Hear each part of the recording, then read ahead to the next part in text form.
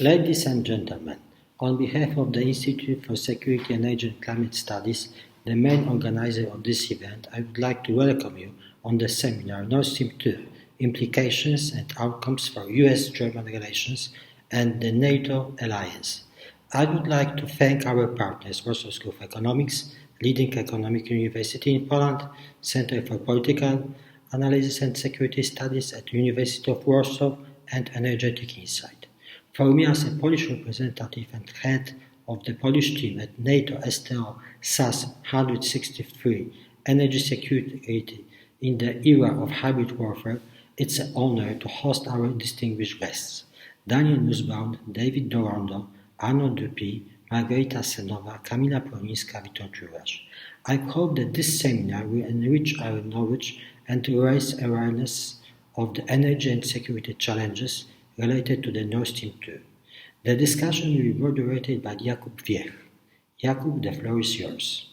Thank you, Dr. Księżopolski. Thank you for introducing us to the topic of our discussion, and thank you for introducing our distinguished guest. I'm very happy to be here. I'm very happy to have the pleasure to host the discussion regarding one of the most important issues of the last several years for Central and Eastern Europe, which is the Nord Stream 2 pipeline and its impact on our security. And our discussion happened to take place in quite specific circumstances. We are after the decision of the United States not to engage sanctions on strategic company Nord Stream 2 AG, which is a builder and constructor of Nord Stream 2 pipeline. So that rose a lot of questions here in Central and Eastern Europe, and I hope that we will answer some of these in the next several hours. So first of all, I would like to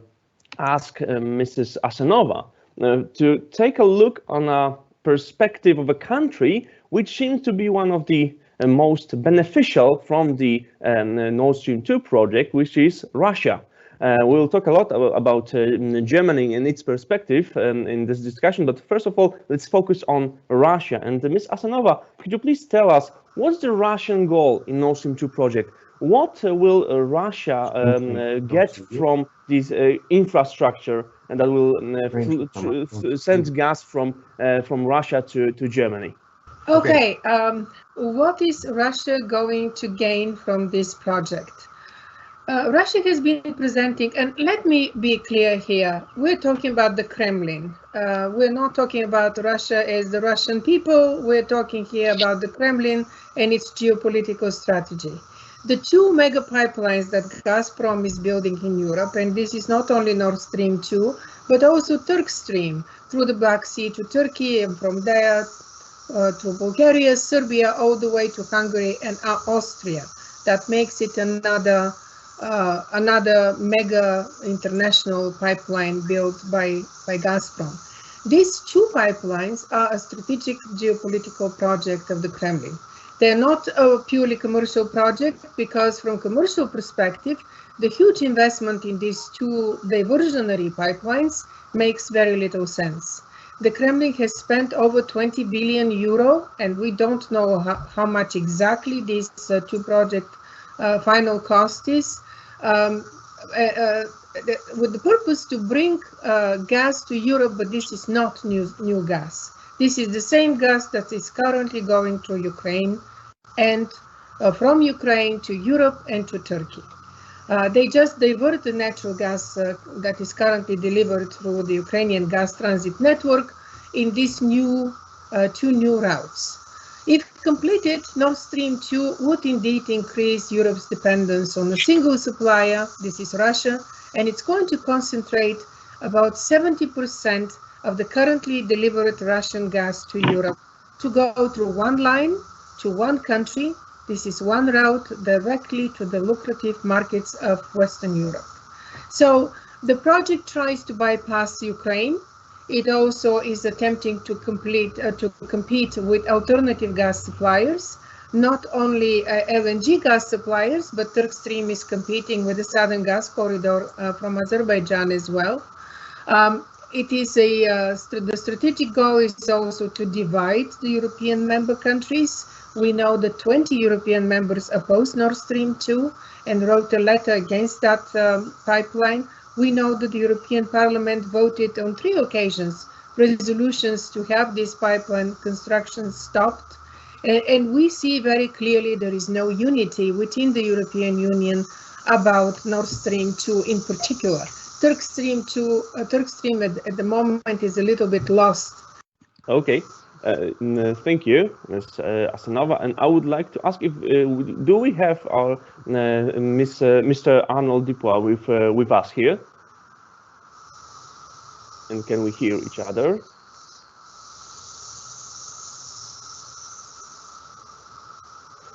All right, so I will right now ask Mr. Witold Jurasz about the most current developments on the Nord Stream 2 sanctions and the stance of President Joe Biden. Because when we look at the history of Nord Stream 2 pipeline, and we look on the history of the US reaction on that project, we may assume that the Biden's administration is more restrained on that pipeline than the Trump's administration. Is that true? Or and if it is true, then what is the reason for that kind of behavior?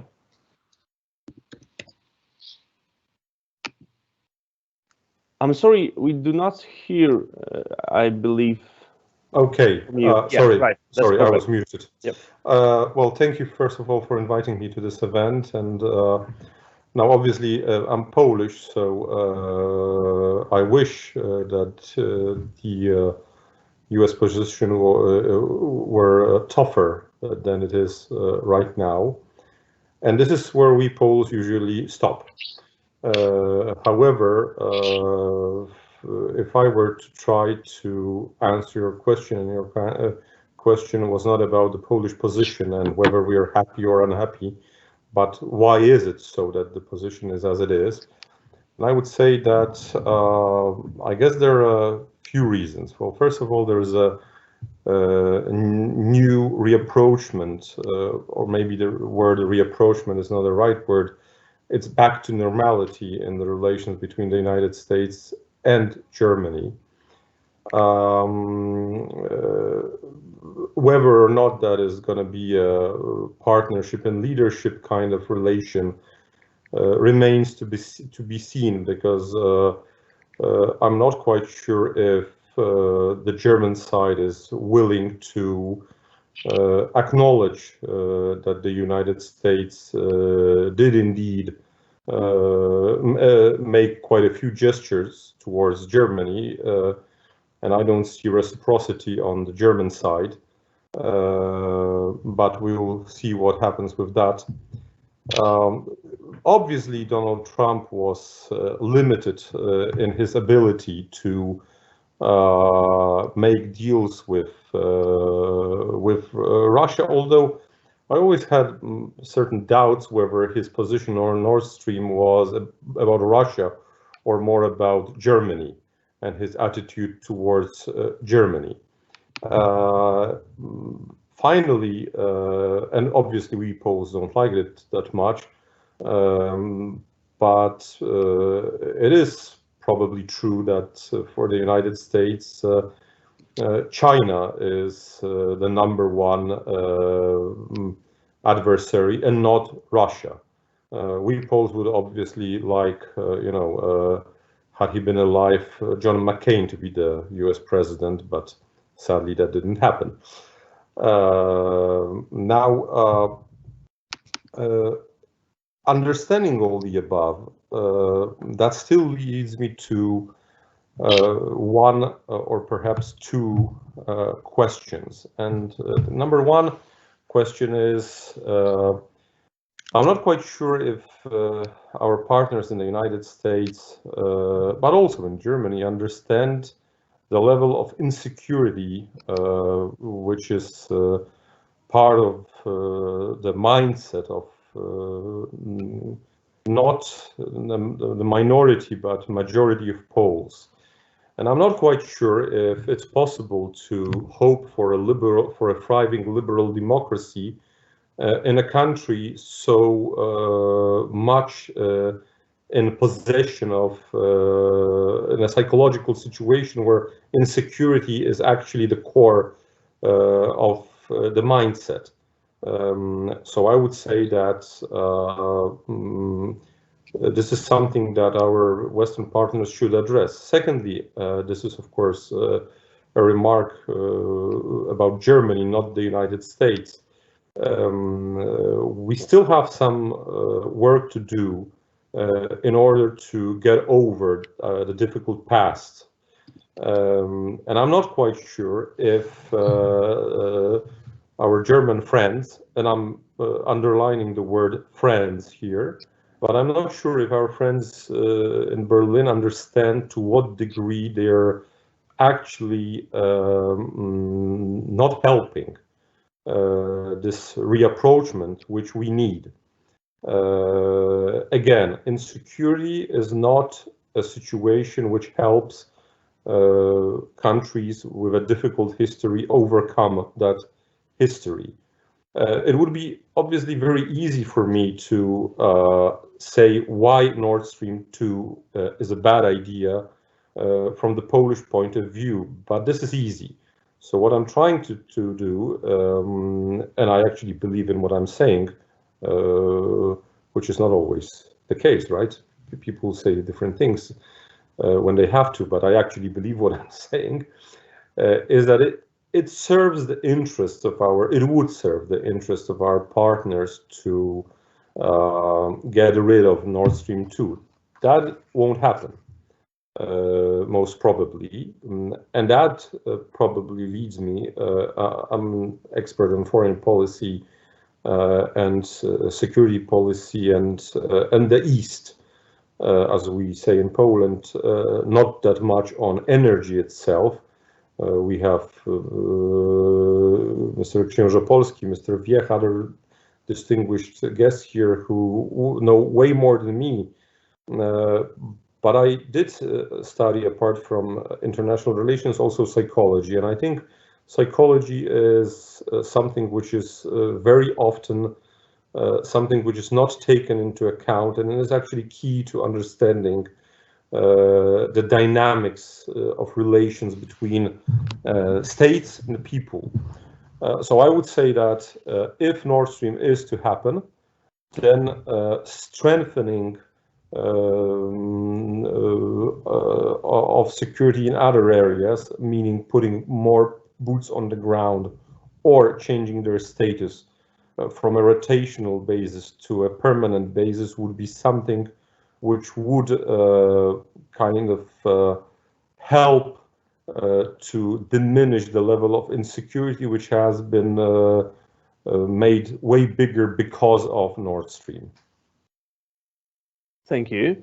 Thank you. I'm very glad that you mentioned the efforts undertaken by our Western partner to take a reapproach in our relation, and that the obstacle, which is Nord Stream 2, in that way. Can we hear from Mr. David Dorondo right now? Because I would like to ask him another question. Can we hear from you, sir? Yes, absolutely.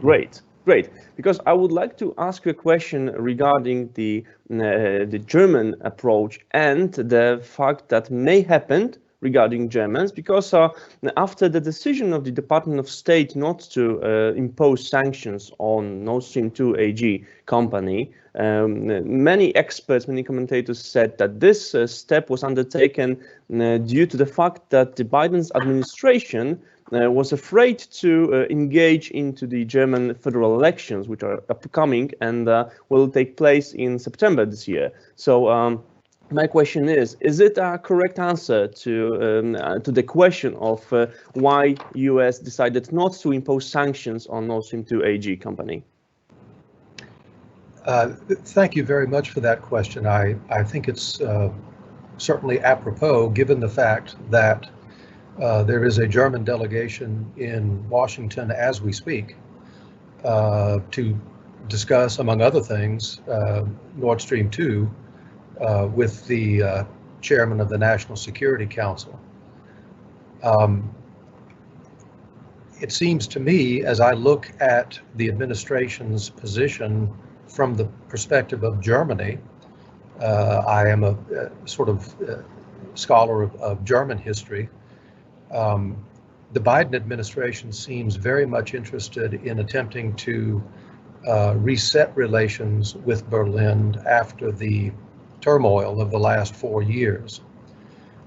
It is, of course, also the case that there is in Germany in 2021 what the Germans call a Superwahljahr, a super electoral year, with 6 state elections and then the federal elections as well. I would certainly presume that there is a very real reluctance on the part of the Biden administration to be seen to be interfering in any way with that electoral process, whether at the state level or more particularly at the federal level. The situation in Germany as we move towards the federal election in September is extraordinarily interesting. For the first time in the history of the Federal Republic of Germany since 1949, there is not an incumbent chancellor standing for re-election. This has opened up very many interesting electoral possibilities in Germany, possibilities which have been made perhaps more interesting by the somewhat lackluster performance of the leading Christian Democratic Union in the state elections of March in Rhineland-Pfalz and Baden-Württemberg. There is, of course, another state election coming up on Sunday of this week, 4 days hence, in the central German state of Sachsen-Anhalt. That will be the last state election prior to the federal elections in September, when there are also concurrently 3 other state elections on the same day. Much remains to be seen, I think, regarding the performance of the Christian Democratic Union and its sister party from Bavaria, the Christian Social Union, between now and September. I think it's going to be most interesting to see the results from this coming Sunday's state election in Saxony-Anhalt, and whether or not the Christian Democratic Union can earn a majority or a plurality in that particular state's election. We have to wait 4 more days for that particular effect. Further complicating the situation in Germany and making it more interesting from an electoral point of view is the surge of the Green Party and the Green Party's chancellor candidate, Annalena Baerbock. It was presumed in the first quarter of this year that the likely electoral victory in September would be won by the Christian Democrats, and Christian Social Union, and then the Greens, and that the Greens would enter a German government for the first time at a national level as a junior partner.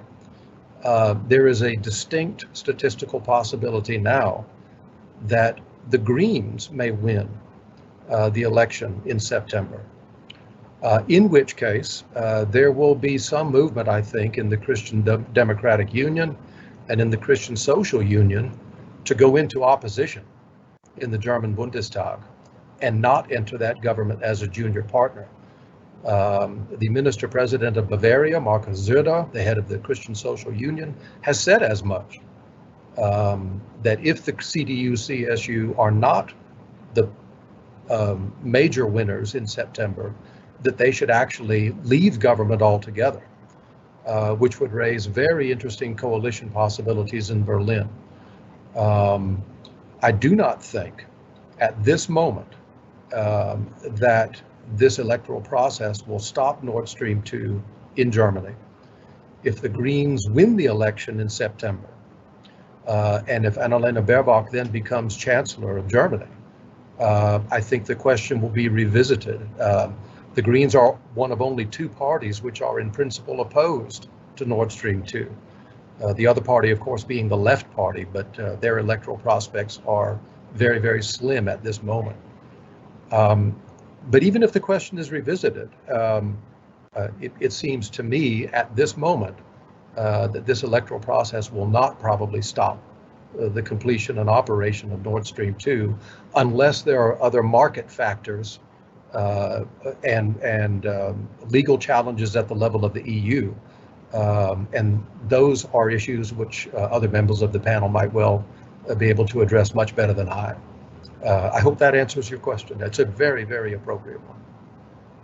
Thank you. Yeah, this answers my question. However, it raises another one, because you said a very interesting thing that in your opinion, this electoral process will not stop Nord Stream 2. And could you name the coalitions that are possible after the elections that will be construct more pro Nord Stream 2, and name a coalition that may be used against this project? Mm-hmm. If the Christian Democratic Union and Christian Social Union win the majority, and if the Green Party were to enter as a junior partner in a national governing coalition, it strikes me that the Greens would not have sufficient political influence to stop this project. Much would depend on the division of cabinet seats in a black-green coalition. However, if the Greens win the election in September and they form the government, and if it then follows that the Christian Democrats and Christian Social Union go into opposition, which might or might not happen, but if that were to happen, then there would be a possibility of what the Germans called an Ampelkoalition, a streetlight coalition made up of the Green Party, the Social Democratic Party, and the pro-Nord Stream 2 Free Democratic Party. I would add, by the way, that the Social Democrats in Germany have also been in favor of Nord Stream 2. They have not been opposed to it. So if the Greens were to win the national election, and then if the CDU-CSU were to go into the opposition, the likeliest coalition, it seems to me, at this moment would be an Ampelkoalition of the Greens, the Social Democrats, and the Free Democrats. And both the Social Democrats and the Free Democrats are in favor of Nord Stream 2. And there would be an awful lot of hard bargaining. The only other statistical coalition which is possible if the CDU-CSU goes into opposition would be a green-red-red coalition of the Greens, the Social Democrats, and the left party, Die Linke. I think that is statistically less likely given the current performance of the left party. But this is an extremely interesting electoral year in Germany. And as I said at the outset, I think the Biden administration wants to be seen to be not interfering in that process in any way. I could, of course, be wrong. I only know what one sees in public sources. Thank you. Thank you for that. And let's now consider the worst case scenario, which is that worst case, of course, for Central and Eastern Europe, which is that Nord Stream 2 will be completed and will start operating. And I would like to ask Professor Proninska, what will this project bring to the Central Europe? What can we expect from operating Nord Stream 2? Mm-hmm. Thank you very much for this question. Well, Nord Stream 2 for sure will impact energy security in the Central Eastern Europe in multiple ways. But what is, I believe, even more important to realize is that Nord Stream 2 will impact wider security in the Baltic Sea region. So first, what we must realize is the region we are talking about. And its rising geopolitical sensitivity. And I'm thinking here about both the rising tensions, political tensions between Russia and the European Union member states from the region. I'm thinking about Russian military buildup, about increasing military activity of Russia in the region. And I'm thinking about also the cyber security or the cyber attacks against energy infrastructure located in the region. So, in fact, considering economic and geostrategic importance of the Baltic Sea, I see any project, any critical infrastructure located in the region, whether this is the Nord Stream 2, Nord Stream 1, or the Baltic Pipe, or the LNG Terminal 1 or another, as of strategic importance, and as changing not only the energy security landscape, but also changing the balance of power in the region. So by creating simply a greater political, economic leverage, or creating simply a space, wider space for hybrid warfare.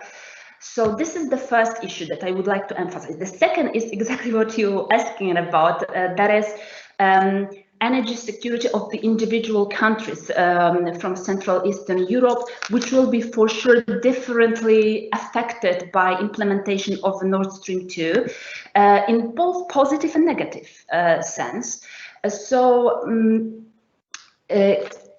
In other words, I would simply try to emphasize that perceiving Nord Stream 2, this is what Margarita said at the very beginning, talking about geopolitical project, that this is not purely economic, purely commercial project. So perceiving Nord Stream 2 only through the prism of gas supply security, energy security, or even economic security of the countries involved, so whether Germany or Russia, gives us the false picture of reality, or to put it more mildly, gives us just a partial, a quite selective view of reality. And now why? Again, Margarita started with saying about it, because of the energy assets, hydrocarbons, energy infrastructure, these are not ordinary assets. These are strategic assets, these are strategic tools, which in certain contexts and for certain actors may simply become the key method, not just the method, the key source of exercising power, of exercising influences, and challenging the existing balance of power. So this is exactly how Russia perceives its oil and gas. And it is enough to read the strategic documents produced by the Russian Federation. It's enough to make a list of them. The cases from the last 2 decades, how Russia put pressure on Central and Eastern European countries, the companies, to stay in control, to stay in this dominant position in the European energy market. In some cases, to rebuild its sphere of influences, economic, political influences. And if we understand that energy policy and energy security issues are for Russia high politics issues, not just economic policy issues, then we see everything that is happening in a much wider context. The conflict also. Okay, so for these reasons, there's no point, really, there is no point in assuming that Nord Stream 2 won't be used by Russia. For example, to manipulate with the gas deliveries to the Central Eastern European region, especially when international security environment won't evolve in the direction which is perceived as beneficial for Russia. So the basic question for our region right now is to what extent the Nord Stream 2 itself pose or challenges the energy security, poses a real threat. And I would say firstly, that as for the region, we are in a quite different situation today than 10, 15 years ago. So that's for sure. In terms of preparedness for short-term, long-term disruptions, gas crises from 2006, 2009, they showed the existing gap between the Western European gas system preparedness and the Central Eastern European gas system. But as I said, today we are in a quite different situation. However, of course, different countries would be impacted differently. So since these times, the region, we considerably improved the gas security standards, interconnectivity between the gas systems, levels of gas storages, and in some cases, but only in some cases, like Poland and the Baltic states. Okay, so in these cases, yeah, these countries absolutely managed also to significantly decrease gas dependence on a Russian supplier due to very well thought out diversification strategy. So in case of Poland, just opening of the LNG terminal enabled to reduce import dependency on the Russian gas. So the share of course of Russian gas in the total consumption from approximately 60% to 46% as for 2019, I'm basing on the gas from export data. And still, we are the 5th largest market in the EU for gas from export, and the 2nd most important market in the Central Eastern Europe after Hungary. So now let's compare Hungary. Hungary increased, in fact, import dependency on Russian gas, and today import dependency of Hungary is over 100% on Russian gas as for 2019. So again, as a share in total consumption. Czech Republic, Slovakia, they also present pretty high levels of import dependencies, 87% for Czech Republic, 100% for Slovakia. And to some extent, we can explain this with the land-locked countries phenomenon. So they don't have so many opportunities to diversify away. So they, in the strategies, they simply focus on interconnectivity on the gas storages and stuff like that. While Poland and the Baltic states will change the situation with the opening of LNG terminals. In case of the Baltic states, of course, the first floating terminal in the Baltic Sea opened in 2015. So these investments are the shields, and these investments are the game changers for the region. So, Jakub, answering to your questions quite briefly right now, I would say that that today these countries are absolutely more prepared for any sort of gas shocks, gas supplies cut off. And we also think in a long-term perspective, we know that the gas is a temporary option. This is the most cost-effective transitional fuel, but as transitional fuel, the future belongs to renewable energy. Okay, and this is the direction to climate neutrality. So this also is a kind of shift. But from this perspective, I would say that the most challenging question here is not to what extent Nord Stream 2 challenges right now energy security in the region, but to what extent Nord Stream 2 will strengthen economically and politically Russia, enable Russia to restore and build its influence or implement its geopolitical vision. This is the main challenge.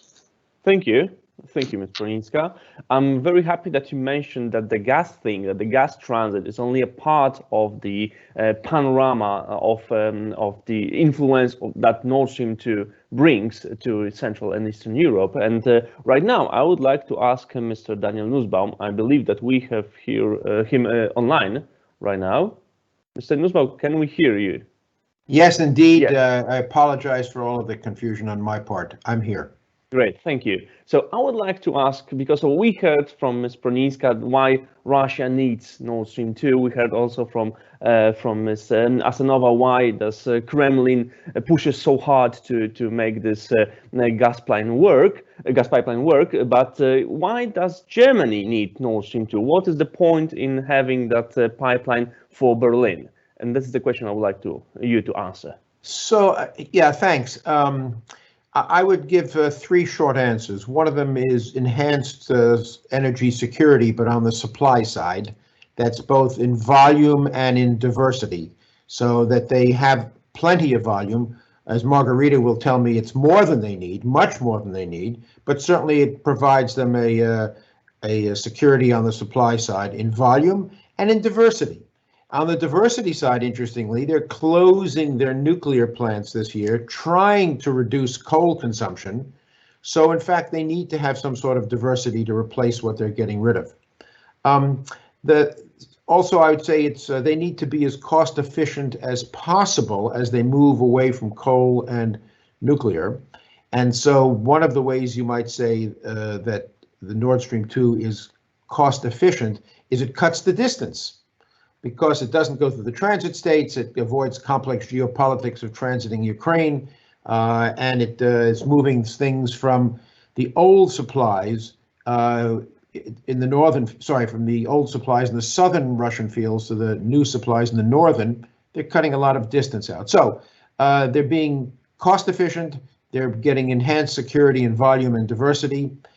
They create for themselves an energy hub, that they become a player with lots of supply, and they can deal it or not to others. They can play the role of the deal maker. And in a sense, this puts Germany smack in the middle of Europe, as it always is, becoming a go-to player. They have a seat at the table, and they are always hoping for a seat at the table. So do the Russians, but for different reasons. So what they get from it is cost efficiency, diversity, and getting a seat at the table. Right. By the way, they also get to say to the U.S., we no longer have to follow everything you say just because you're the leader of NATO. I was in Europe. You're all too young to know this, but I was in Europe when the Pershing Operational Test Unit, which were short-range nuclear missiles. We said we were going to put them in Germany. Germany said, no, no, no. We said, yes, yes, yes. They said, okay. Then Jimmy Carter said, okay, no, no, no. And they said, okay, no. They always followed our lead, even when we were a lousy leader. They always followed our lead. In this case, they're saying, you're not always the leader. And maybe you're never the leader. So they're reclaiming a leadership role. Okay, thank you. But it also raises a question when Germany is playing that project to, for example, as you said, reclaim the position of leader for Europe, or to strengthen its importance in the map of Europe. We have to look at the other effects that Nord Stream 2 may bring, and I would like to ask Ms. Asanova: is it possible for that pipeline, if accomplished, to start to make Russia start another aggressive action against Ukraine or Belarus, or to use it as a way of blackmailing Europe in the sphere of gas supplies? Is it possible?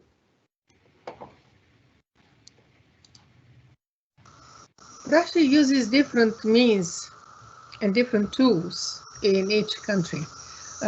What Russia implements is arsenal of subversion all over the region around its borders. Is not the same. In Central Asia is one, in South Caucasus is different, the Balkans is different, in Ukraine is different, Belarus is different. They have different tools to pressure Ukraine, to pressure Belarus, but for Ukraine, I believe Ukraine is in real danger of a potential threat or actual full invasion if the pipelines are no longer operational. Russia doesn't need Ukraine for its gas transit. The numbers don't lie. We can clearly see that if Nord Stream 2 and Turk Stream are fully operational, all Russian gas that is going through Ukraine at the moment is going to be diverted to these new pipelines. One is of 55 BCM and the other one is of almost 32 BCM. Ukraine transits at the moment about 80 to 85. That was in 2019. Now it's even less. So the Trans-Balkan pipeline is already closed down. Turkey does not receive gas through the Trans-Balkan pipeline via Ukraine. It receives it through Turk Stream. Bulgaria is receiving gas through Turk Stream 2 as well. So that makes redundant one big pipeline that was actually delivering mostly Central Asian gas to the Balkans and Turkey. If the Nord Stream 2 is initiated, if it's put in operation, we are going to see the entire transit through Ukraine go away. That makes Ukraine less of a important country to Russia for its gas transit, but it also reduces its importance to the European Union, to the Western partners as well, because gas is such an important commodity because of the crisis with gas supplies in 2006, 2009. We tried to resolve the problems that Russia created in Ukraine, and the West tried to facilitate this transit. It was always serving as a guarantor for Ukraine's not only gas transit, but also security. So what is going to replace that guarantee? Potentially new German investment in hydrogen power plants and hydrogen pipelines from Ukraine to Europe, projected about 1/8 of needed hydrogen to be delivered to the European Union from Ukraine. This is very nice, but is it going to happen? We are not sure about that because Germany has been very careful not to annoy, not to anger Moscow. So if Moscow does not approve and does not want such project, is Germany going to go against Mr. Putin and do it anyway? Probably if the Greens are in power, that might happen. If others are in power, potentially we're going to see a gridlock on that issue. Is the United States going to make that investment? And this does provide guarantees to Ukraine's security. We have not heard anything about that. Hopefully, there will be conversations on that matter here in Washington, as the German delegation is already here meeting with US officials. I sincerely hope that that's going to be one of the issues to discuss. But Ukraine is endangered because of the pipeline. Besides, Central and Eastern Europe gas transit is endangered too. The pipelines are not designed to deliver big quantities of big volumes of gas from west to east. They are designed to deliver the biggest volumes from east to west. So we turn the traffic upside down, coming from Germany to Central and Eastern Europe, and we're going to see a clogging of the pipelines. We're going to see choke points that already exist in the gas network of the European Union. That would require a lot more investment in that pipeline network. Russia has about 100 BCM of spare capacity, pipeline capacity that it's not using at the moment. 100 BCM. It delivers about 160 BCM of gas to Europe, and it has 100 of spare capacity. That means that Russia does not need more pipelines, and this is without Nord Stream 2 and without Turk Stream. If we add the Turk Stream and Nord Stream 2, there's going to be a lot more spare capacity. It is very clear that this project does not have commercial component to it, other than blocking, kind of putting a hand on the entire market of the European Union, dominating the European Union market, continuing to be dominant in that position, so that LNG is not needed, is not allowed. But one thing is very important for everyone in Europe to understand. From next year, the European Union will introduce a carbon tax. That means that everything that's produced in third countries that endangers the environment, pollutes the environment, is going to be taxed much, much heavier for cases that the the worst polluters, and Russia is one of them. The gas production, the oil production in Russia is one of the biggest polluters in the world. That gas tax is going to affect the European customers. They're going to be stuck with long-term contracts, with high prices of Russian gas and Russian oil, and no alternatives. So Germany not investing in an LNG terminal might be actually a very short-sighted decision, because diversifying supplies means diversifying sources of gas supplies. If you depend on one country, whether this is from the Baltic Sea or it's from Ukraine, this is really bad for business. Diversifying the supplies is going to allow probably lower prices. It's going to leverage the prices with Russia, so the carbon tax is absorbed by Gazprom instead the consumers in Europe. So there are many benefits for diversification of sources, which we are not seeing here, neither with Nord Stream nor with Turk Stream. By the way, Turk Stream is already booked to deliver 90% of Russian gas to Bulgaria, Serbia, Hungary, and all the way to Austria. And when we're talking about cost efficient, this is what also needs to go into the equation. How cost efficient it is really to shorten the distance, but remain dependent on one gas supplier that is about to start paying huge carbon tax to the European Union. Thank you for that. Yes, of course, the costs of Nord Stream 2 are not clearly visible just in amounts of money. It is hidden in the geopolitical security. But you mentioned a very important thing, which is which are the Germans' guarantees for the Ukrainians.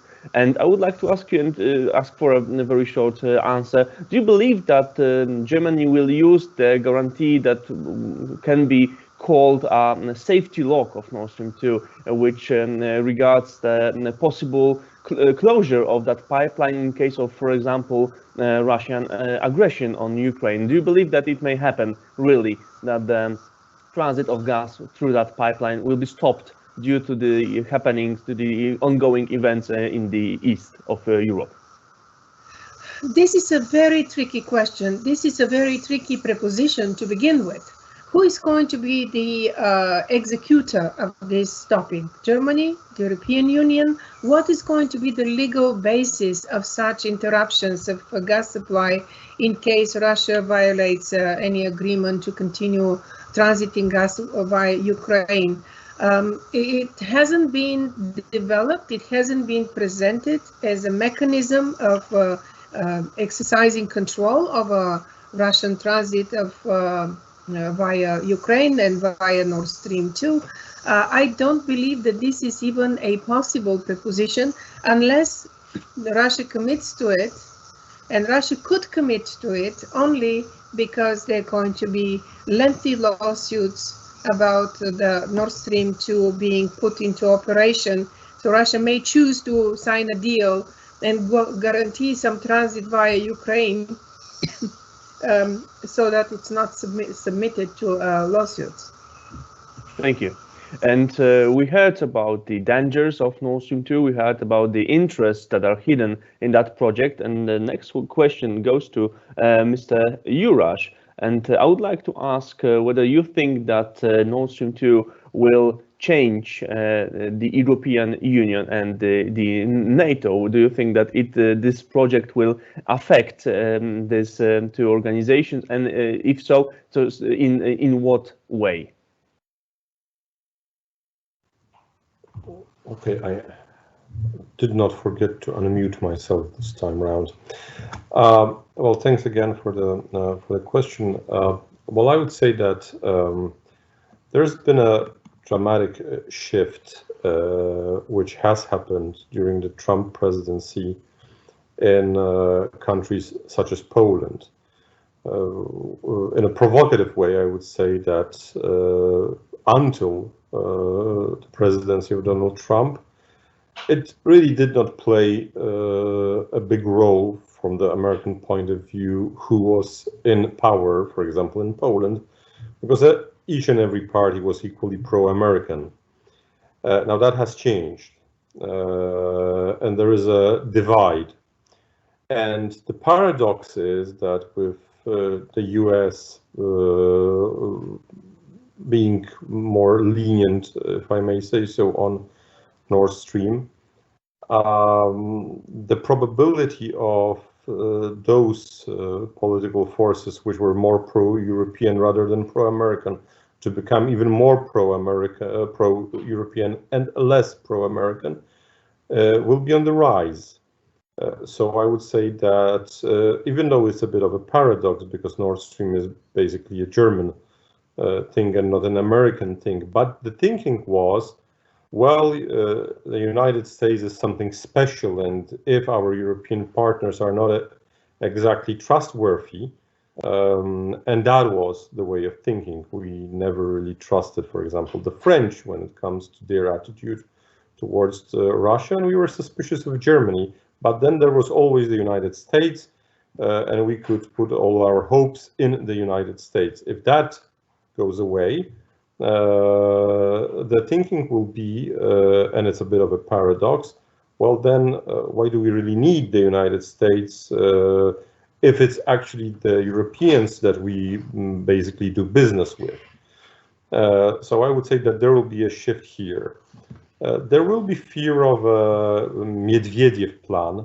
You do remember the famous or infamous Medvedev plan.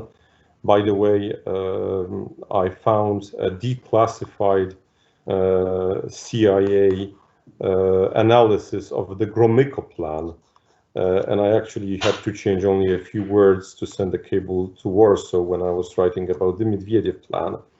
I actually have huge respect for the Russians that they do not forget all the documents. Now, and old offers. There will be distrust. I mentioned that in when I answered your first question. However, I would be very cautious when saying that something dramatic will happen, because when talking about Nord Stream 2 in Poland, there is usually an atmosphere of hysteria, as if it was something which is directly threatening us. And now I believe that we are facing a new Iron Curtain in Europe, but we are on the good side of the curtain. And as much as I would wish more NATO forces in Poland, then I still think that there will be a change to the worse, but it's not going to be a dramatic change as some politicians in Poland believe. I would also, last but not least, say that if Nord Stream finally happens, then it might be another reason to increase defense spending.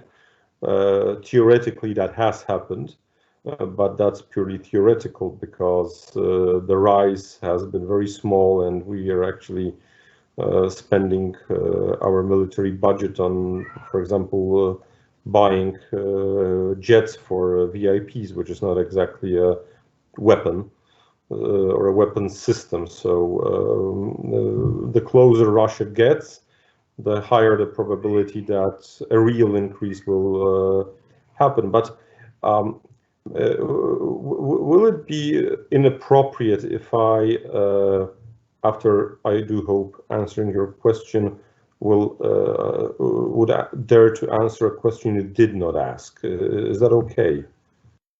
You know, that's old politicians' trick. Yeah, it's a very interesting question. The real question is, and then you answer your own question. Go ahead. What strikes me in this whole discussion about Nord Stream is the notion that by somehow appeasing Russia, there is a chance that Russia might become an ally of the West in the struggle against China. And I find that actually absurd. I mean, I served in Russia for quite a few years, and I mean, my kids were born there, and I actually like the Russians, not as much as Russia. That's a bit different on that one. And I believe that this, Nixon Arabur thing is just not possible for a few reasons. First of all,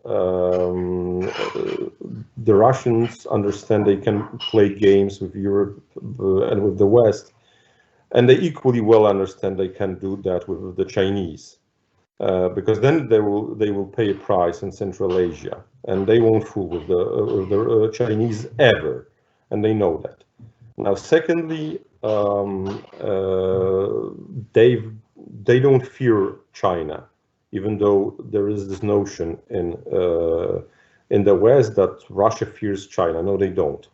If you look at the Chinese Air Force, at the Shenyang J-10, J-11 fighter jets, then these are Sukhoi 2730 family of jets derivatives. And it is only the Shenyang J-20, which is actually a Chinese design, as long as it's not, of course, an American design, which they stole from the Americans. But last but not least, and I'm sorry for answering a question that you did not ask, the idea of Russia being an ally of the West versus China is based on one major mistake, that is Russia accepting being a junior partner. And Russia is psychologically absolutely not capable of becoming a junior partner of either Chinese or the West or anyone else. And actually they have quite a few reasons not to accept that, because if you look at the intellectual potential, for example, then yes, indeed, they're pretty good. I'm anti-Russian, okay, so and I've written enough anti-Russian text to say it openly. So this whole thing, it just ain't gonna happen. I mean, I sadly have accepted the fact that Nord Stream 2 will be something we will have to deal with. What I don't understand is why our partners are so naive about Russia, and what I fear is that there are not that many people who actually are experts on Russia anymore. Mind you, that includes Poland too. Thank you. So thank you. Hope I did answer. Yes, right. And by asking yourself a question, you put the issue of Nord Stream 2 in the more global context. And this leads me to a question that I would like to ask Mr. Nussbaum, because Nord Stream 2 can be seen as a part of a major game played by global superpowers, and I would like to ask you about the characteristics, the role of that pipeline in this global game, and can we assume that this is a significant part of this game? Let's look at the world as a board to play the Chinese game Go, and try to explain to us whether Nord Stream 2 can be one of the stones of that game, and to which favor this stone turns the whole game. So geopolitics in 2 minutes, huh? So I've said this before. Those of you who have heard it will roll your eyes. Russia only wants 3 things. They're easy to understand. They want strategic depth because they can spell Napoleon and they can spell Hitler. They want respect, or you might say a place at the table, preferably with a gavel. And they want a warm water port. That's my very short version of what Russia wants. Germany has imperatives also. Germany is a flat plain. It's open to invaders. It's once you start at one end of Germany, you can roll right through the Central European plains, and they always have a problem of being encircled. Whether it was in World War I or World War II, they worry about being encircled, and so in some ways this is a flanking maneuver by Germany, so that they don't get outflanked by Russia. That's sort of my view of they need to step up. They don't have They sense that they don't have the U.S. umbrella as a strong protective shield. I think they're right. I'm sad to say I think they're right, and they are setting them reclaiming their position in the middle, both of the map and the political order. And now I want to raise a question that you didn't ask, because we've already established that this is okay, which is, if you're an economist and you step back from the geopolitics of this, or if you're from Silicon Valley, you say, what's wrong with additional supply, more pipelines, more gas, more supply? What's wrong in the economic order of having greater supply? Oh, I know, somebody might leverage their supply into a monopoly position, and monopolies are never good. Yes, says the economist, but monopolies almost never last. So yes, Russia is playing games. That goes without saying. To say that Russia is playing games is to be redundant. And so let them provide additional supply. The consumers will like it. Monopolies don't last. I know. There are interim political effects. But an economist might step back and say, what's wrong with additional supply? Anyway, so Germany reestablishing because the U.S. has left. I will say one other thing. There has always been a strain, an isolationist strain in American policy. You can see it going all the way back from George Washington, who says, stay out of their affairs, and he means European affairs, all the way to the great reluctance to get involved in World War I, great reluctance to get involved in World War II. There's always been an isolationist strain. The fact that I grew up in a post-World War II fully international viewpoint order doesn't mean that that's the way American foreign policy always has been or will be. You've seen the reassertion of an isolationist strain in the last couple of administrations, not just Trump. There's a backing away from Bretton Woods and the guarantees that the U.S. has made. And if you want to read Peter Zihan, The Absent Superpower, he articulates that well. There is a backing away from Bretton Woods. And when that happens, everybody's going to fight for energy. And it'll be interesting to see who the winners are. And Zihan picks winners and losers. Thank you. Sorry, that was a bit disjointed. But you mentioned a very important thing regarding the German geopolitical position. And the next question goes to Mr. Dorondo. And this question goes, because we heard about the German interest in Nord Stream 2, we heard about the US reaction on that project. But what are the current German-American relations? Are they getting better by the decision of Biden's administration not to impose sanctions on the strategic company involved in Nord Stream 2 project? Do you think that the current negotiations between Germans and Americans that are going on right now may enhance the German-American relations and to, for example, to some extent limit the negative effects of Nord Stream 2? Obviously, I'm not privy to what might be said today between members of the National Security Council staff here in Washington and their counterparts on the German delegation. I think it is an attempt to paper over, as we say, the differences between the two sides as regards the specific issue of Nord Stream 2. But I would concur with what Dan Nussbaum said just a moment ago, and that is that there is a growing tendency in Germany across the political spectrum to reassert German interests in Europe as the sort of Land der Mitte, the country in the middle. A number of the panelists have already noted the fact that Germany, from an infrastructural point of view, sits at the center of that network. Germany, from a financial point of view, if one looks at the European Central Bank, sits at the center of that network. And it might be the case that now, from a sort of very traditional geopolitical point of view, Germany might be in a position to want to reassert a geopolitical weight that German policymakers have traditionally, at least since the Second World War, been uneasy about asserting.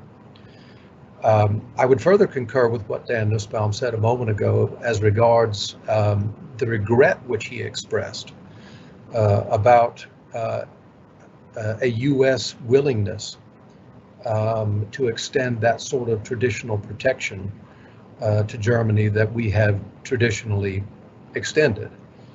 I think there is a movement on both sides of the Atlantic, in both Washington and Berlin, to, as I said a moment ago, paper over these differences and to find a modus vivendi between the two sides.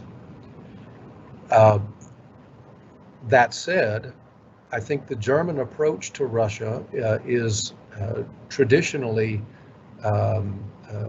itself somewhat naive.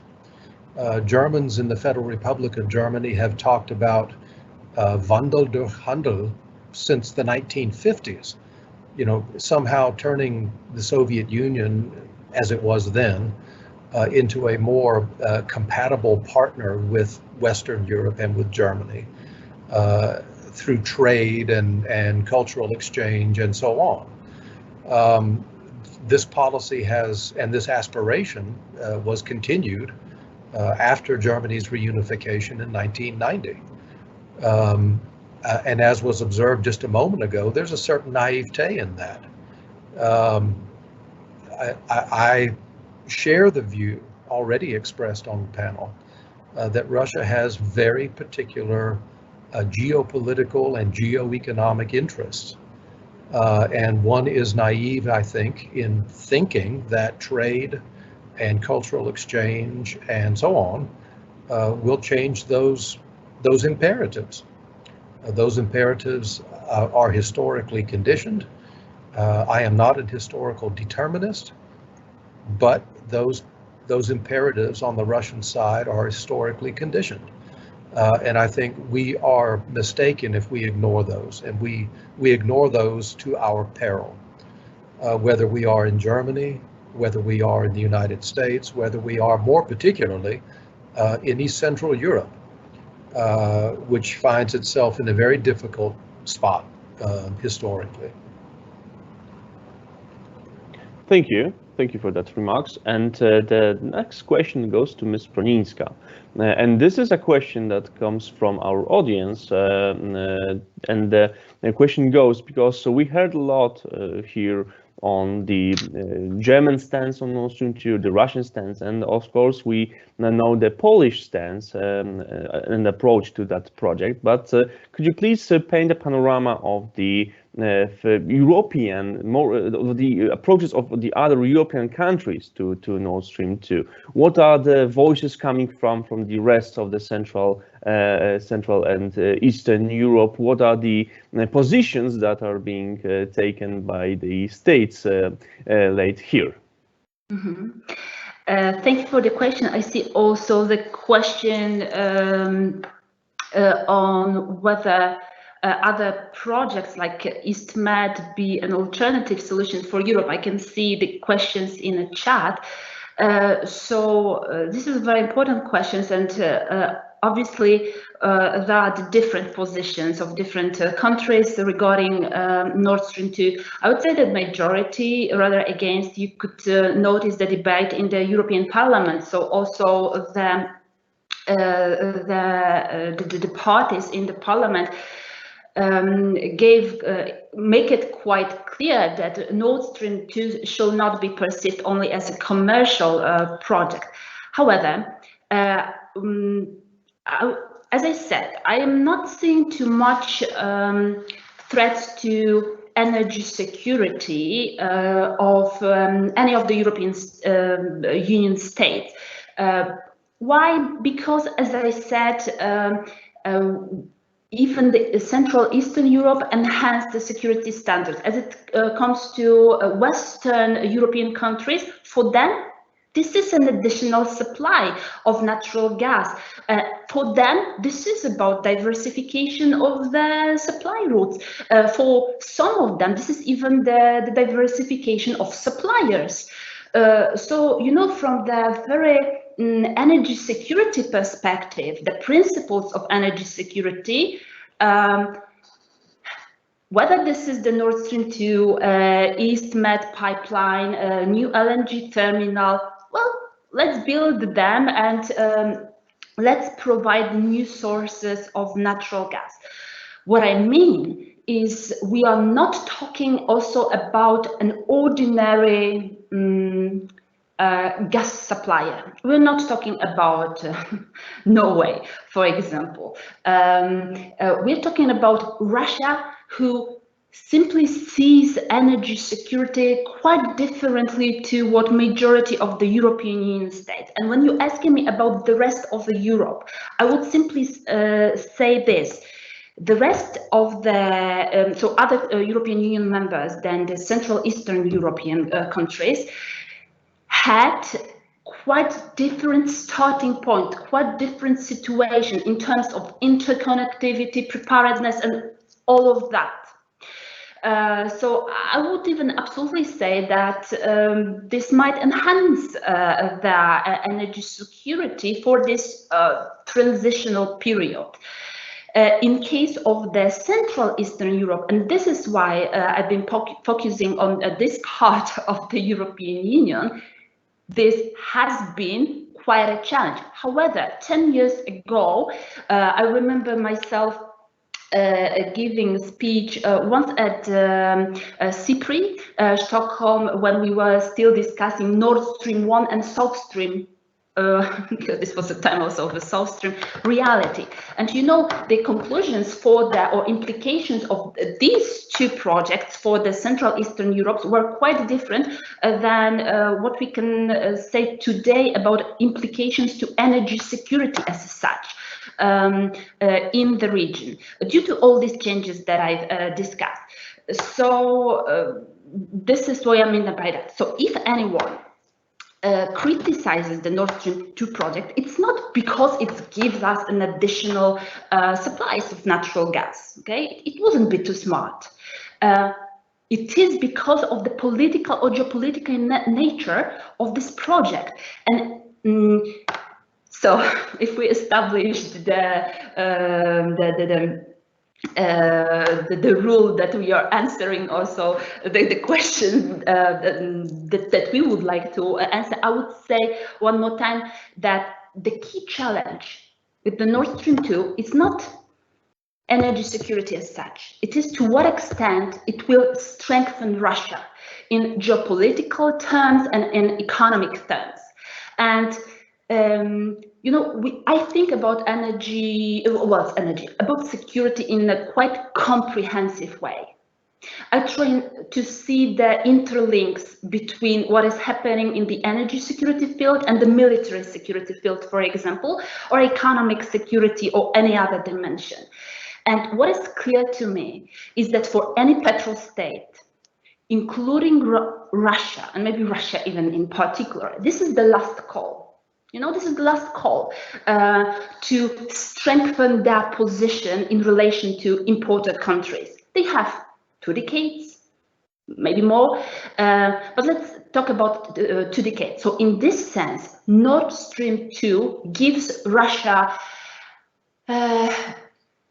great situation. So in the time when we are transforming our energy sector and our energy system, our economy, Russia is being given simply a new tool, not only for the exercising power, but also a new tool that enables it to receive huge revenues from the gas sale in the European market. And in case of the Central Eastern Europe, it's only a game about let's keep this dominant position. In case of the Western European countries, it is let's enhance this position.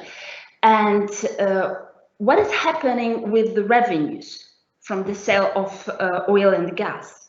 Well, in case of any petrol state, including Russia. Of course, a majority of the revenues goes to the military buildup.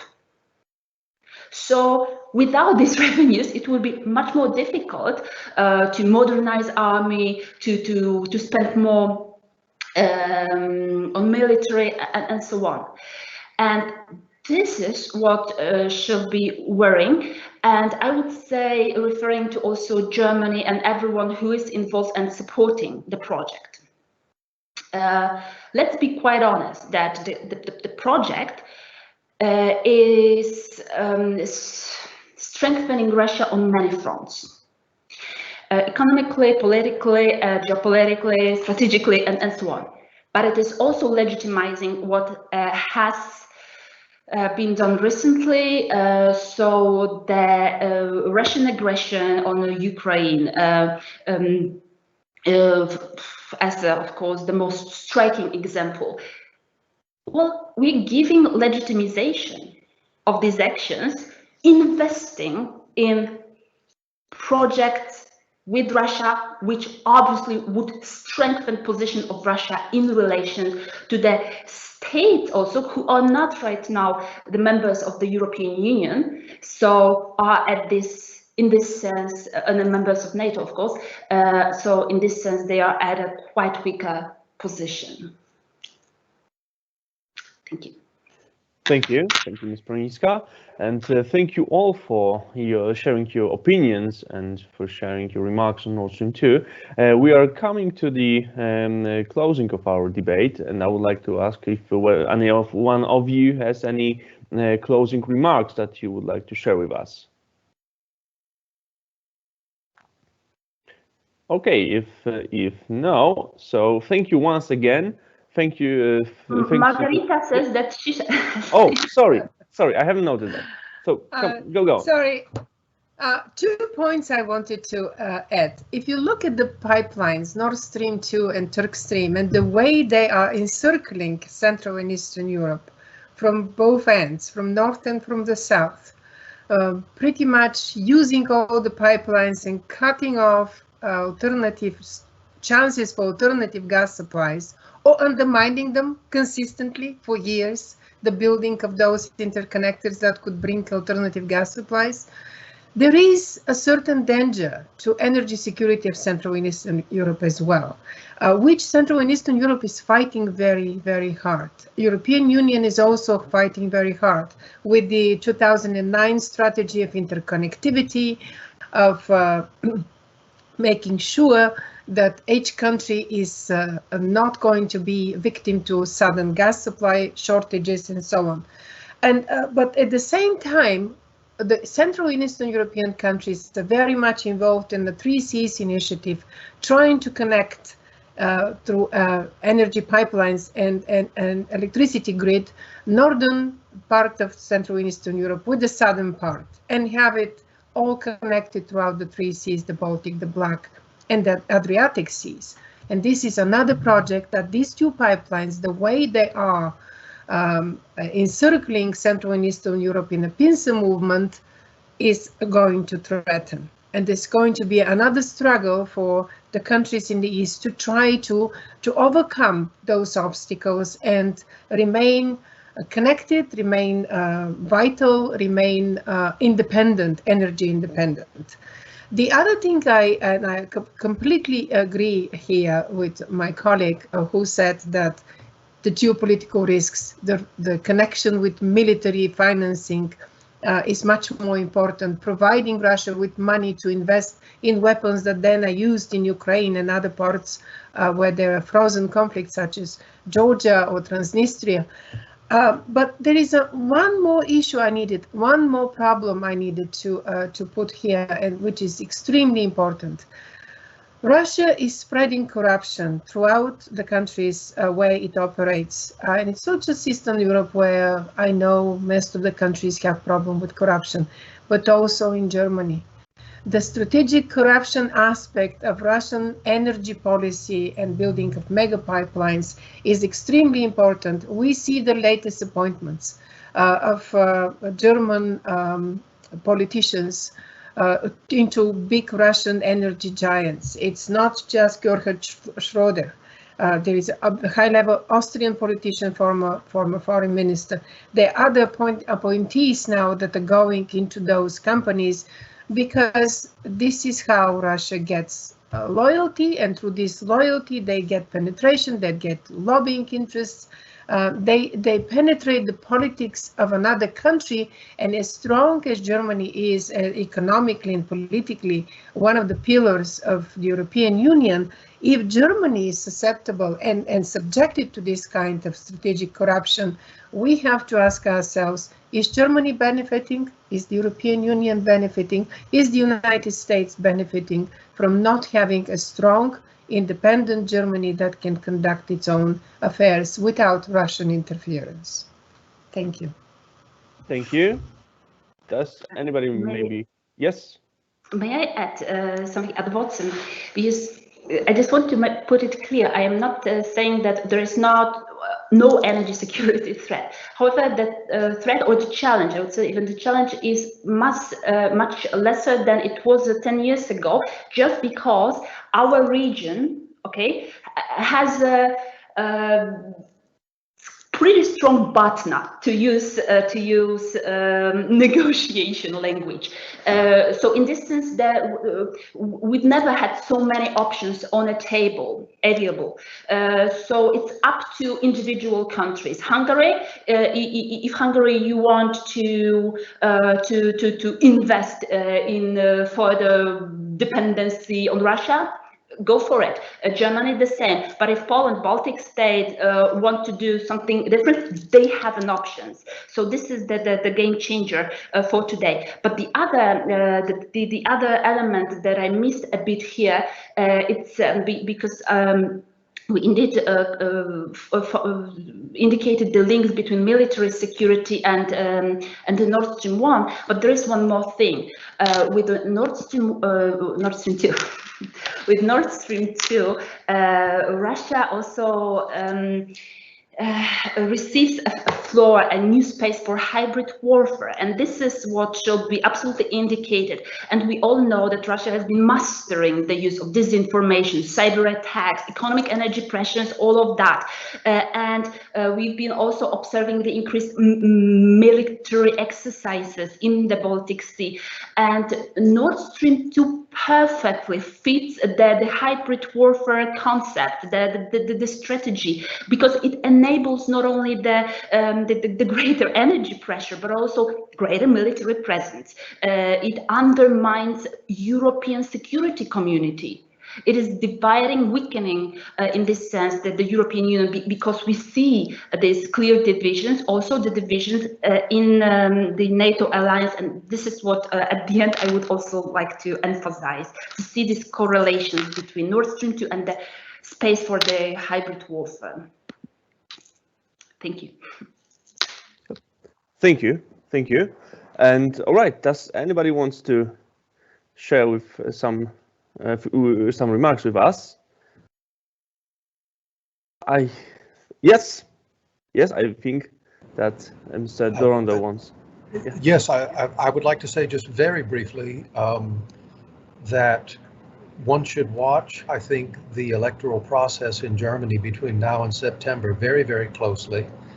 The outcome of that national election in particular in September will help determine an official German response to precisely the kinds of concerns that have just been raised about seeing European security in this much broader context, and in addressing the issue of the spread of corruption, as Margarita was just saying, in Germany and in Austria too, I would add, by the way. I think the outcome of that election may well help shape the official German response to those very important issues. And just wanted to add that very briefly. Thank you. Thank you. Thank you for that. And does anybody wants to share with some remarks more?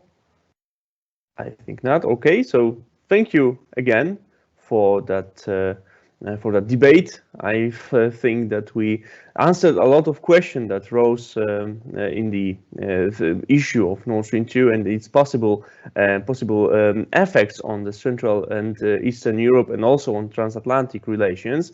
I'm very happy to have you here and to have the chance to listen to our distinguished experts. And that's all for today. So thank you once again, and have a good day. And I hope that this issue, we will meet again to discuss this issue, but maybe in some more optimistic circumstances, optimistic especially for the Central and Eastern Europe. Thank you once again, and goodbye.